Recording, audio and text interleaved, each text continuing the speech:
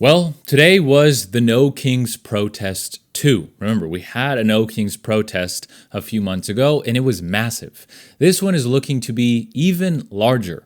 There's already 7 million plus people who walked today, which already makes it one of the largest protests, if not the largest protest in U.S. history, and the day is not over. So what I want to do is kind of give you my thoughts as today has progressed.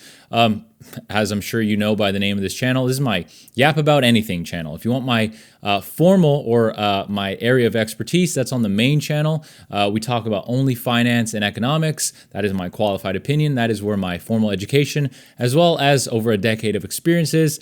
Here, this is my unqualified opinion, and we talk about pretty much anything that I think is important and interesting to talk about. So, with that said, the No Kings protest, some things to note. One, over 100,000 people marched in New York, and the New York Police Department is saying that there was 0 arrests so far today.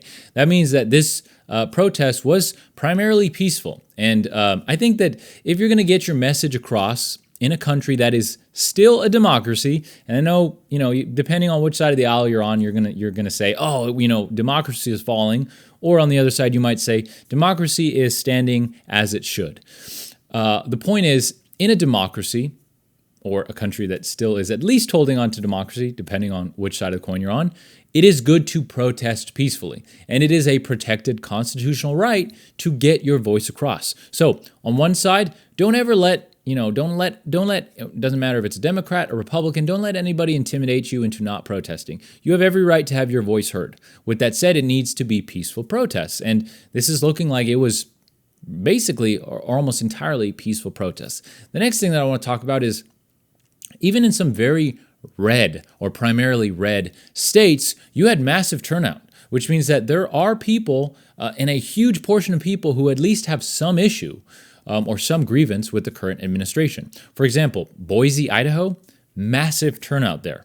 That is a primarily red area. Now, yes, cities tend to be more progressive than the rest of the state. That's true, but it is still a very primarily conservative area. Also, Texas, Austin, Texas. Yes, Austin is a liberal center or a progressive center in an overall red state, but it is still a primarily red state. So you did see some massive turnouts in some primarily red states, which means that there are people who have grievances with this administration across the board.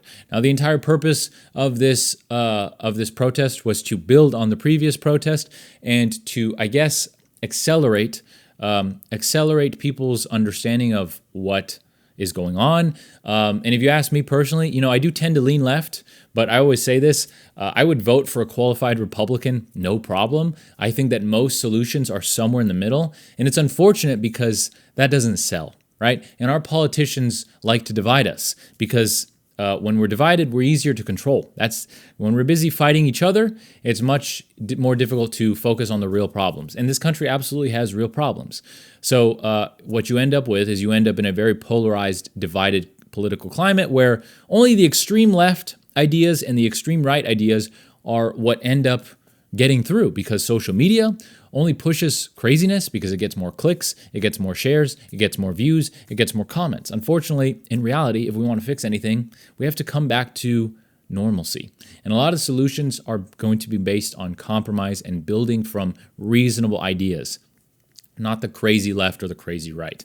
And I guess basically the reason I'm saying that is just to clarify my stance. I'm pretty somewhere in the center. I know some people like to say, well, if you're center, you're just not taking a stand for anything. No, I have very serious convictions on many different issues, moral, political, legal, but they tend to pull from both sides because, again, a lot of compromise is going to be found with reasonable solutions, and that just unfortunately does not sell.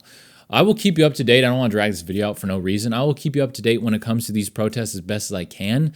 There might be a No Kings Day 3. There might be a No Kings Day 4. And they might build on each other. Now, the one thing that I'm going to end this on is that there's a statistic floating out there that 3.5% of the population must have sustained protests. And when that happens, dictatorships fall. So that would be a little over 11 million people. Right now, this is 7 million. On the other end, or on the other side of the coin, I'm not so sure we're in a dictatorship. Okay. A lot of people like to say that we are, and I think that there is concern that there is a power grab or a centralization of power from this administration. Completely agree there. The Trump administration definitely is trying to consolidate power. I don't think we're in a dictatorship yet. That's just my honest truth. And I do think that regardless of which side of the aisle that you lie on, you just got to be able to see some of the major things that are happening with this administration, and a trying to skirt the Constitution, because unfortunately it's happened many times. I mean, trying to deport undocumented immigrants without due process. For example, the Hatch Act, that is not maybe constitutional, but very clearly violating the Hatch Act. There are a million other things in regards to mobilizing the National Guard into other states without the governor or the legislative body in those states' permission. So even if you're a big Republican or Trump supporter, I mean, you have to at least be able to see some of the things that he's trying to do that are not constitutional. And a lot of times it's Republicans that are supposed to be the constitutionalists, right? The more conservative people are supposed to be the constitutionalists. So it's interesting to see how that side of the aisle tends to look the other way, at least from what I've seen, when it comes to blatant attempts at skirting the Constitution. I like the Constitution. I think it holds this country together. And do I think the Constitution needs to be changed in some areas? Yes, I do. But that requires to follow the legal process to do so. Not just doing it because you want to or skirting it because you want to. It needs to follow the legal legislative process, and amendments need to be formalized. That's what's supposed to happen. Now, I implore every single person to read the Constitution. If you just pull it up on your Google and you highlight it and you do text to speech and you do ×2, I promise you it'll happen in 20, 30 minutes. You can read the whole thing. You need to read that document more than once. It's the founding document of this country. It's very important, and you need to understand it to be able to have arguments, regardless of which side you're on. But I don't want to drag this video out too long. With that said, again, like I said in the beginning, this is my unqualified opinion. So if this was informative, interesting, if you share my opinion or you don't, that's fine. If you want to have a civil conversation, I think civil discourse is massively important to this country as well. So feel free to subscribe. It helps the channel tremendously to grow. And feel free to comment even if you don't disagree, or even if you disagree with me. Totally fine. This is an open discourse. As long as we keep it civil, I'm all for it. With that said, I hope you have a fantastic rest of your day, fantastic rest of your weekend, and I will see you in the next video. Take care.